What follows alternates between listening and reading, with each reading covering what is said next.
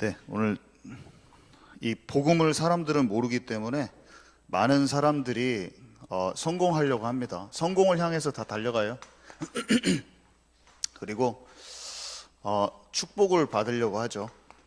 근데 진짜 복음 가진 사람만이 이게 배설물이 돼요. 배설물은 똥이죠. 진짜로 복음을 아는 사람만 세상의 성공이 똥이 돼요. 많은 사람들이 열심히 살려고 합니다. 열심히 하려고 해요. 열심. 근데 지금 이 내용을 하고 있어요. 지금 읽으면서 딱 보는 거예요. 근데 한 개인, 우리 자신은 종말이 와요. 끝이 와요. 육신의 죽음이 와요. 이 시대는 항상 종말이 있어요. 그리고 이 지구 땅덩어리도 종말이 반드시 옵니다. 이 눈이 열려야 되죠. 이 땅의 삶은 영원하지가 않아요. 영원하지가 않아요.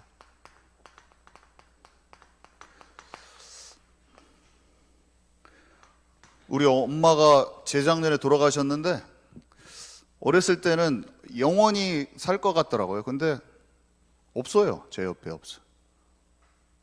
사랑하는 사람도 옆에 영원하지 않아요.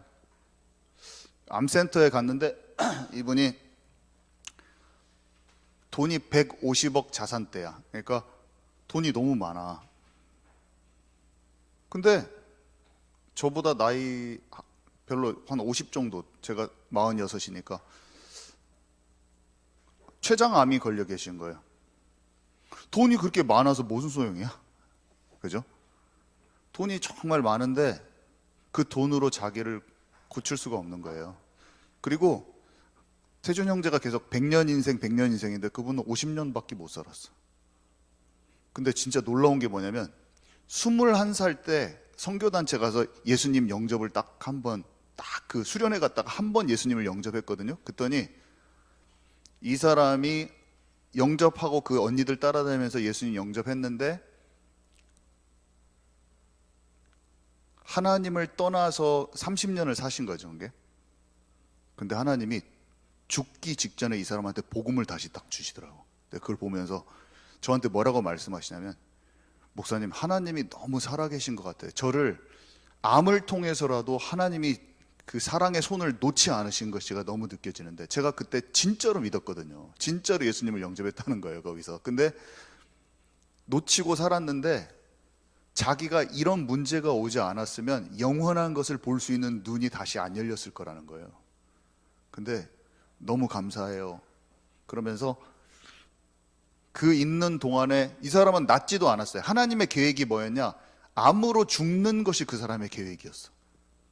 영원히 하나님을 떠나서 그게 징계워서 죽는 거였는데 그분이 하나님을 진짜 붙잡고 암 투병을 하면서 그 모든 아픈 거, 그 투병하러 가면 여기 막 통증이 오면은 막 가서 막 그 몰핀 주사 같은 거 맞고 막 그걸 하는데 그 과정을 다 하나님의 징계라고 생각하는데 그거를 회개의 기회로 삼아 버리더라고요. 그러니까 하나님, 나는 정말로 하나님을 놓치기 싫어요. 이렇게 고백을 하는 것을 보면서 내가 생각하는 암을 낫는다는 기준이 그날 거기에서 그분과 대화하는 그 한 달 동안 그분과 대화하고, 저는 일주일에 한 두세 번 찾아가서 그분과 대화를 하는 것이, 그분의 임종 전까지 제가 그분과 대화하는 것이 하나님의 계획이었는데, 그분과 대화하고 그분이 변화되는 걸 보는 게 하나님이 내게 허락하신 거예요. 내가 그분을 전도한 게 아니라 그분이 하루에 3시간씩 나한테 얘기하는 거예요. 2시간, 3시간씩. 그럼 나는 거기에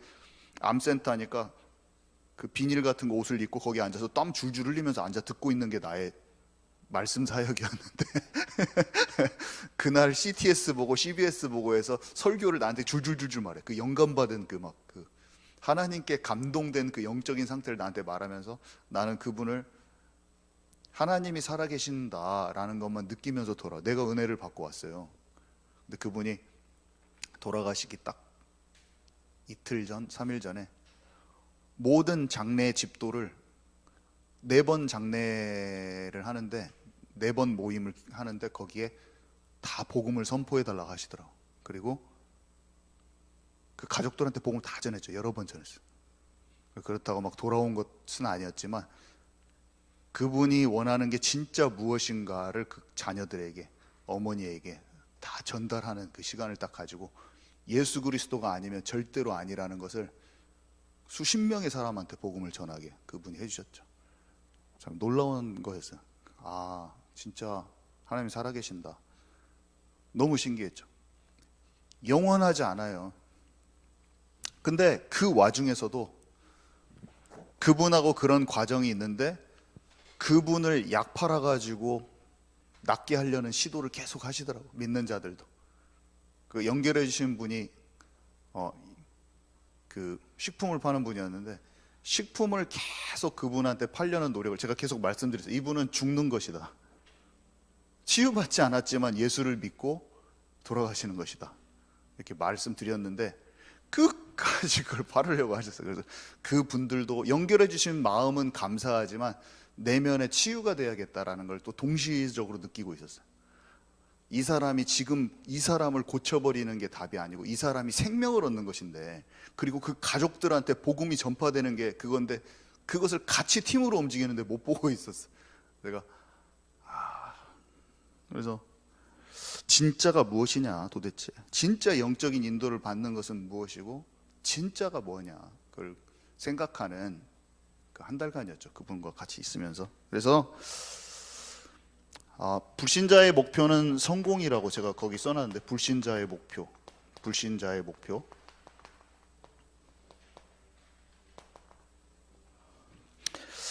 중상모략 권모술수, 이 단어 아세요? 중상모략은 진짜 남 깎아내리는 거, 뒤에 뒷담화 까고 욕하는 거예요. 그리고 권모술수, 어떻게 해서든지 이렇게 술수를 써가지고 내가 원하는 방향으로 이렇게 움직이려고 하는 거.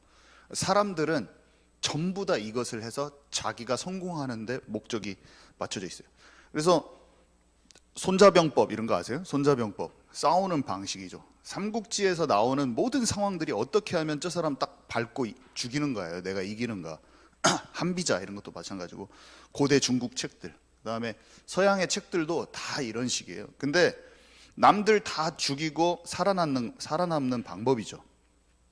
비유 맞춰가지고 사람을 내가 어떻게 관계 속에서 잘 해가지고 승진을 어떻게 할 것이냐, 이런 것에 다 혈안이 이게 사람들은 다 그 생각이 거기에 다 있어요.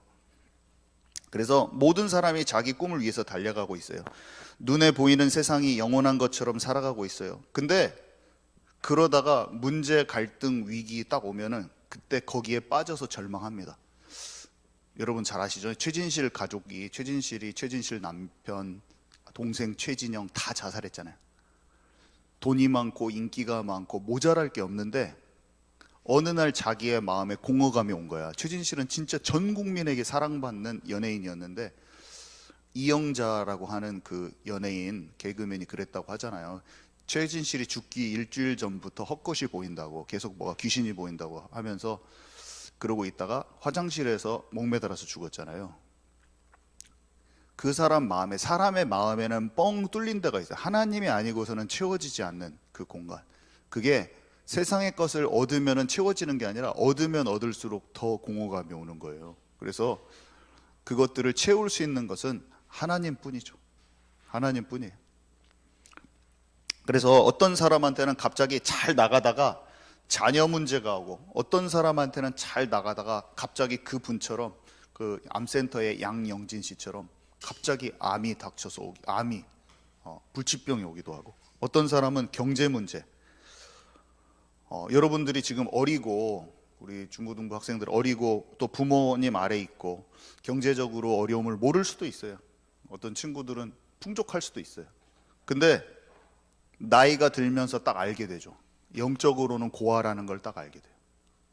인간은 영적으로는 내가 다 책임져야 된다는 걸 딱 직감이 오더라고요. 저도 부모를 떠나서 공부를 외국에 나가기 시작할 때 어렸을 때 모자란 게 없었어요. 시골에 살았어도 그렇게 막 육신적으로 힘든 게 없었어요. 근데 세상에 나가려고 딱 보니까 수고하고 무거운 짐이 몰려오는데, 그것을 언제 경험하냐. 태준이는 좀 어렸을 때부터 경험했죠. 유치원 이럴 때부터 뭐 밖에서 길거리 살았으니까, 그죠? 우리 집사님도 힘들었고, 어렸을 때 요셉처럼 엄마 있고 어렸을 때부터 힘들었는데 복음을 받으면은 그것같이 복된 게 없어요. 진짜 아무리 잘 돼도 돈이 아무리 많고 재벌이면 뭐합니까? 떵떵거리면서 잘 살았는데 60대 됐는데 그때 한계 만나서 자기가 그때까지는 버티기 하고 잘 살아왔는데 사실은 그것도 좋은 인생이 아니야. 세상에 봤을 때는 좋지만 그 사람에는 공고함이 끝까지 있었던 거예요. 영적인 공감, 수고하고 무거운 짐을 가지고 세상의 사람들이 이겨먹으니까 잘 된다고 비교하며 생각했지만 결국에는 마음에는 엄청 큰 짐이 있었던 거예요, 사실은. 그러다가 도저히 자기가 인간으로서 버틸 수가 없을 때 노무현 대통령처럼 절벽에서 뛰어내서 자살하는 거예요. 자기 힘으로 서민 출신인데 머리로 다른 사람들을 이겨먹고 살아온 거예요, 그 사람이. 똑똑해가지고 사실은 자기의 힘이 카리스마가 다른 사람들을 움직일 수 있을 만큼 굉장했던 사람인 거예요, 그 사람이. 일반적인 수준에서 보통 사람보다 훨씬 뛰어난 능력을 갖고 있었는데 그 사람이 자기가 이길 수 없는 한계 지점을 딱 만난 거죠. 그러니까 그때 결정이 뭡니까? 자살인 거예요, 자살. 그러니까 삼성이나 이런 삼성물산의 부회장 그분도 자살하고, 니체도 자살하고, 마릴린 몰로도 자살하고, 엘비스 프레슬리도 자살하고, 다 해밍웨이 자살하고, 다 자살한 거예요. 빈센트 반 고흐 자살했죠? 맞나요? 맞는 것 같아요. 찾아봅시다. 일본의 진짜 유명한 소설가, 젊은 소설가, 요절한 사람이 한둘이 아니에요. 진짜 천재적인 작가인데 자기의 마음의 공허함을 글재주가 그렇게 좋아서 풀어냈는데 이게 안 돼, 공허감이. 왜냐? 작품을 만들었는데 그 작품의 원동력이 뭐냐? 자기의 우울감이야. 보통 소설가들이 그러거든. 자기의 마음에 을씨년스러운 그런 감정에 휘몰아치는 그 바람을 글로 표현해가지고 시를 딱 썼는데 그것을 해가지고 자기의 모든 집중도를 발휘해가지고 영적으로는 어둠에 잡혀있는 걸 쏟아내면서 감동적인 걸 만들었는데 자기의 그것이 결국에 죽음이야. 김광석 씨가 진짜 사람의 마음을 움직여버려요. 김광석 콘서트 보셨어요? 눈물이 짱 나버려요. 사람의 마음을 그렇게 움직이는데 자기가 자살하잖아요. 근데 자기의 마음속에 내가 그거를 갖다가 그렇게 가슴을 파고드는 그 음악을 하면서 음악을 탁 파고들면 거기에 몰입되면서 내 감정이 그렇게 되는 거예요. 첫사랑에 몰입되고 30쯤에 이 인생의 덧없음에 몰입되고 그게 자살로 가는 거예요. 근데 그게 영적인 일인데 사람은 알지 못하는 거예요. 근데 여러분 우리가 집중해보면 알죠. 뭘 아냐? 내 마음이 어둠에 끌려간다는 것을 저는 느꼈다니까요, 진짜. 하나님이 없이 그런 내 감정에 호소하는 노래에 쫙 땡겨서 가봤더니 그 지점이 어두움의 그 깊은 지점이 딱 느껴지더라고요, 제가. 이거 더 이상 가면은 이건 진짜 정신이 나가겠구나 하는 게 딱 오더라고. 그런 문화를 통해서 그 어둠의 영역이 확 느껴지는 그것이 이거 진짜 사단이 있다. 이게 딱 느껴지더라고요. 그러면서 말씀이 어찌나 답이 되든지 이 세상 풍조를 따르고 공중의 권세 잡은 자를 따랐으니 이는 불순종하는 아들들 가운데 역사하는 영이라. 이 에베소서 2장의 말씀이 아주 내 마음에 아주 강하게 부딪혀 오는데 이거는 내 영적인 상태를 조명해주는 하나님의 말씀이구나. 하나님의 말씀이 내 자신을 비춰주는구나. 거울처럼 나를 보게 해주시는구나. 너무 신기하더라고요. 그 에베소서 2장이 힘있게 내 마음에 다가오는 그날, 힘있게 내 마음에 부딪혀 오면서, 자, 그래서 영적인 부분을 알게 되잖아요. 영적인 부분을 알게 되면, 영적인 눈이 딱 열리면 반대편이 보여요. 더 이상 고아가 아니고 항상 하나님이 함께 하시는 게 보이는데 반대편이 보인다고 되어 있는데 이게 도대체 뭐냐? 인생을 이제 하나님과 진짜 함께 하세요. 우리 건의를 하나님이 함께 하실 거예요. 하나님이 함께 하셔요.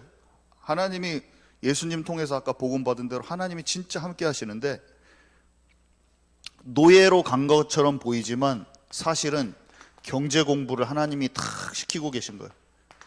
갑자기 총리가 되는 게 아니라 하나님은 그 과정과 여정을 너무 중요하게 생각하셔요. 이 경제 공부 복 받자는 얘기냐 뭐 이런 말 아니잖아요. 그죠? 잘못 들으면 육신적으로 받아들이면 이것도 한도 끝도 없이 육신적으로 내가 뭔가 잘하고 싶은데 하나님이 과외받는 것보다 좋은 사람을 붙여주시네? 약간 육신적으로 생각할 수 있어. 그런데 그런 게 아니에요. 복 받자는 얘기냐 아니면 하나님이 좋은 선생님을 붙여준다는 얘기냐, 그런 말 아니에요. 하나님이 만들어 가시는, 나를 증인되게 하시고 하나님의 함께 하시는 증거가 나타나는 인생 가운데 여정의 작은 것도 다 인도받고 요 자체가 하나님이 함께 하시는 그 여정인 거예요. 감옥에 간 것 같이 보이지만 정치 공부를 하나님이 딱 시켜요.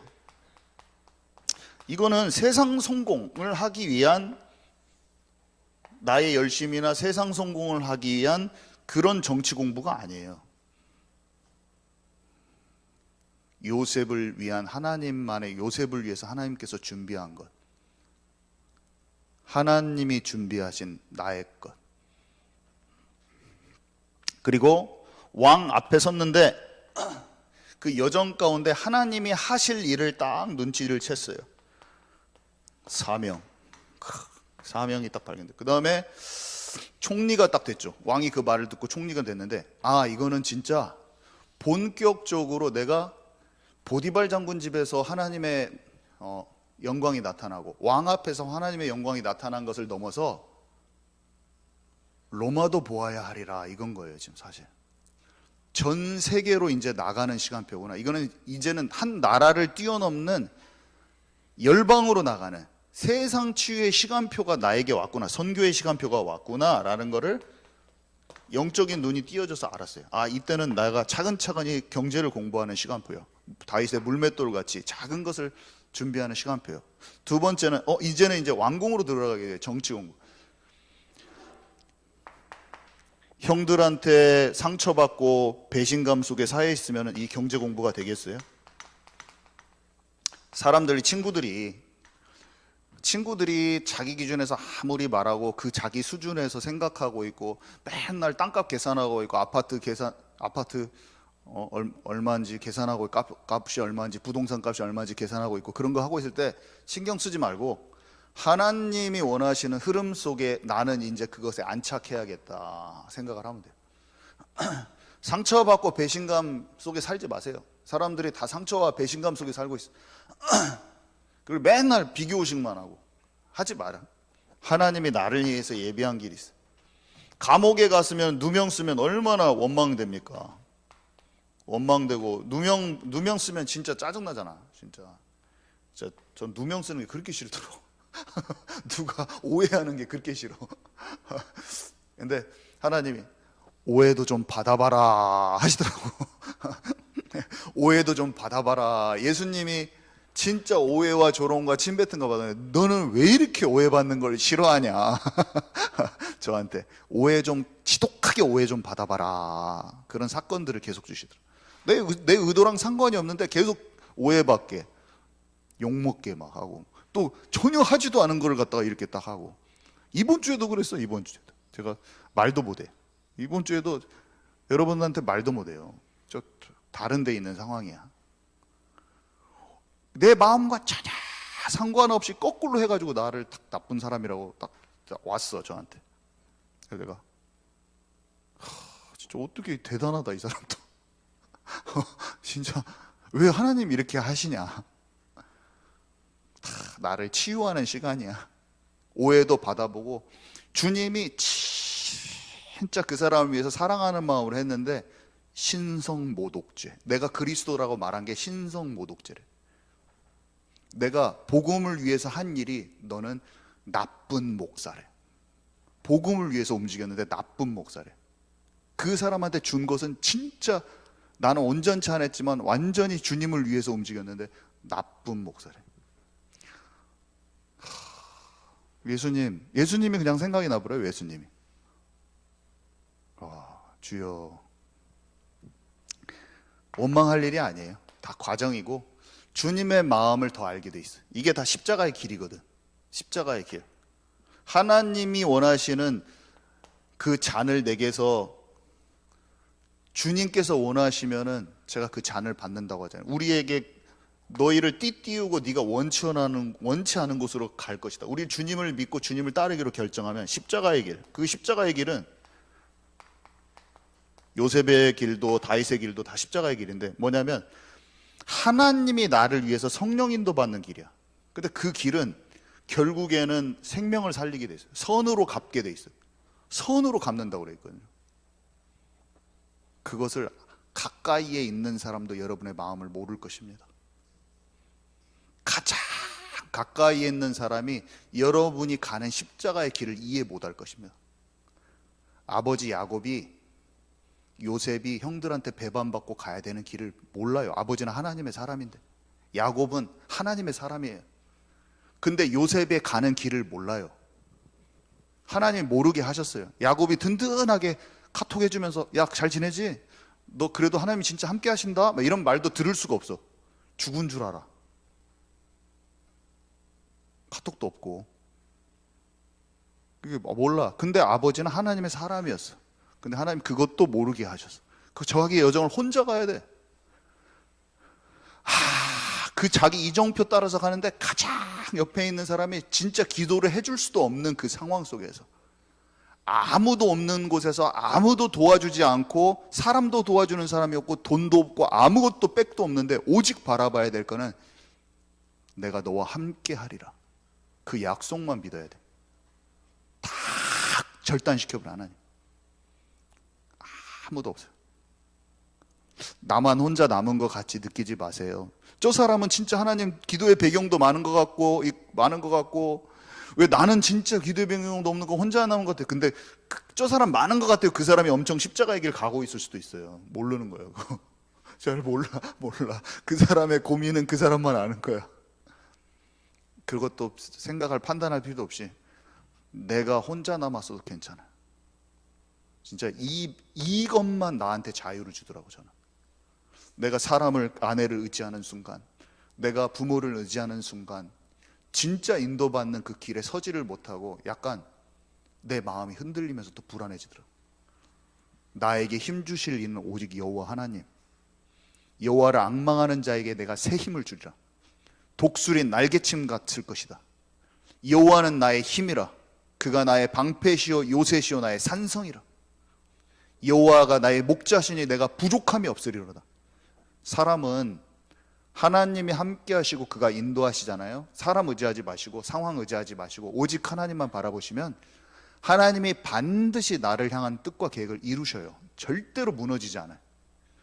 내가 이새의 아들 다윗을 만나니 그가 내 마음에 합한 자라. 그가 나의 모든 일을 이룰 것이다. 세상에 사람들이 아무도 우리 정민이를 안 알아줘도 정민이가 예수님 믿고 주님 의지합니다. 하나님 날 인도해 주십시오. 하나님이 정민이를 인도하실 거예요. 아셨죠? 진짜 정민이를 향한 하나님의 계획이 있는 거예요. 하나님 진짜 살아계셔. 이걸 알고 내가 말할 수 있는 게 왜 이렇게 속이 시원한지 모르겠어. 내가 교회를 다녀도 너무 몰라서 답답했는데 진짜 믿음과 확신을 가지고 얘기하고 현재 걸음 속에서 하나님의 살아계심이 느껴지면서 인도받을 수 있다는 이 자체가 얼마나 감사한지 모르겠어요. 주 안에 머무는 것이 복이야. 너무나 좋아. 그래서 문제, 갈등, 위기 속에 여러 가지 어려움이 있잖아요. 이렇게. 근데 기다리면 돼요. 문제, 갈등, 위기가 여러분 앞에 문제, 갈등, 위기가 옵니다. 기다리면 돼요. 그냥 언약을 딱 잡고 기다리면 하나님이 기도하면서 딱 기다리면 돼요. 그러면 하나님이 어스름하고 안 보이는 것 같은데 다 그 앞에 길이 보여. 하나님이 예비하셔. 절대로 포기도 하지도 말고 낙심도 하지도 말고 어떤 순간도 두려워하지 말고 포기하지 말라. 하나님이 막막해 보이는 순간은 찾아올 수 있어요. 근데 하나님의 절대 계획을 갖고 계시다. 하나님의 사람들은 다 그랬어요. 죽음의 위기가 15년 동안 사울이 쫓아다니고 죽이려고 하고 다니엘을 사자굴에 집어넣고 풀무불에 새 친구를 집어넣고 온 유다 백성을 죽이려고 하고 있고 형들한테 배신당해서 팔려가고 전도하러 나갔는데 드로아 앞에서 전도가 하나도 안 되고 전부 다 막 맞고, 가나안 땅 간다고 그랬는데 홍해 앞에 서 있고 뒤에는 이집트 병사 쫓아오고, 마치 내가 지금 죽어버릴 것 같은 상황이 와버려요. 근데 하나님의 절대 계획이 성취되기 전에는 그냥 죽지도 않아. 나를 그냥 갑자기 내가 차 사고 나서 죽지도 않을 거예요. 왜냐? 하나님이 나를 향한 계획은 반드시 이루실 것이기에. 그래서 결론, 우리 가정, 교회, 세상 왜 이리 복잡하고 힘듭니까? 이렇게 돼 있잖아요. 여기 보면은, 결론에 보면 상관없습니다. 그래서 기도하고 발견하면 되는 거예요. 이거는 무조건 와요. 세상은 흑암으로 덮여 있기 때문에 그런 거예요. 이게 왜 이리 복잡하고 힘듭니까 도대체? 가정과 교회에서 계속 사단이 공격하고 있으면 막 어지럽히고, 그죠? 상관없어요. 기도하고 하나님과 함께하는 그 힘을 발견하면 되는 거예요. 그래서 보좌의 축복이라고 써있는데 그게 하나님과 진짜 연결되는 거예요. 보좌는 진짜 하나님과 소통되고 마음과 마음이 통해지는 거예요. 진짜. 그러면 여러분이 공부하는 것이나 아니면 직장 일, 공부나 학업, 아니면 어른들은 직장, 업, 나의 업, 그 다음에 달란트가 있을 건데 뭔가 나에게 예비한 하나님이 준비하신 것이 살살살살살살 발견이 돼요. 이제 하나님과 연결 안 되면 하나님이 깨닫게 하시려고 힘든 거를 주실 수도 있어요. 근데 힘든 것이 와도 괜찮아. 왜냐면 하나님이 사랑하시기 때문에 힘든 걸 주신 거거든요. 근데 그 과정 속에서 하나님과 집중 속으로 들어가도록 찾잖아요. 찾기 시작하면 뭔가 모르게 나에게만 주신 것이 나오기 시작한다니까. 막 뭔가 만남이 주어지거나 뭔가 딱 내가 성실히 작은 것을 할 수 있는 환경이 조성이 돼요. 노예로 팔려갔는데 거기에서 내가 딱 주님과 연결돼서 그 어려운 자리에서 내가 작은 것을 성실히 하나님과 함께 할 수 있는 기회가 생겨요. 그 자리에 이미 하나님이 함께 하신 거예요. 지금 여러분에게 주어진 그 사업체 일, 부르신 이 교회, 지금 내가 있는 가정 환경, 지금 내가 속해 있는 그곳에 하나님이 지금 인도하고 계시는 것을 믿음으로 딱 고백을 해버려야 돼. 지금 하나님이 그 여건을 허락하셨어. 지금 현재요. 그래서 그러면 세상을 치유하는, 세상의 영적 분위기를 반전시키는 그런 기회가 반드시 옵니다. 결국에 이게 OUR 시스템이라고 영어로 하면, 연결된 게 오직이잖아요. only. 유니크니스는 유니크하다는 말은 하나밖에 없고 독특하고 그런 뜻이거든요. 유니크란 단어는. 그러니까 나에게만 주신 것은 비교할 수 없는 되게 독특해. 이거는 이 길이 사람마다 다 다른 거예요. 그러니까 비교할 수가 없어. 공부 90점, 전과목 90점 맞은 것으로 평가할 수 없는, 90점 안 맞아도 돼. 나에게만 주신 독특한 게 있다니까요. 그것을 딱 하나님 주세요. 그러면 리크리에이션, 재창조는 무슨 말이에요? 반전시키는 거예요. 영적인 세상의 흐름은 다 그렇게 돼 있는데 탁 뒤집어 버려, 전복시켜 버려. 이게 하나님이 주신 나죠. 또 보면 오직이 됐단 말은 세상 사람은 다 세상 방식으로 사는데 하나님 안에서 발견된 내가 그 오직된 것이고, 이 독특하고 유일한 하나님이 주신 나의 것이 나와버리는 거예요. 그리고 하나님이 허락하신 나의 현장을 뒤집어 버리는 거예요. 다 똑같은 말이에요. 이게. 나의 것, 나의 현장, OUR 시스템, 이게 다 똑같은 거예요. 하나님의 사람들은 다 이렇게 됐어요. 세상은 성공과 열심을 통해서 내 힘으로 해보려고 하는데 하나님의 사람은 다 이렇게 됐어요. 그래서 이것을 잡으면 돼요. 정민이 꼭 잡으세요. 이해 갔죠? 주님 감사합니다. 오늘 말씀을 주시고 우리의 마음에 담게 하시니 너무 감사합니다. 보여지는 대로 되어지지 않고 말씀대로 되리라고 믿사오니 우리의 삶 속에 하나님께서 역사하여 주시고 성취하여 주옵소서. 예수 그리스도 이름으로 기도합니다. 아멘.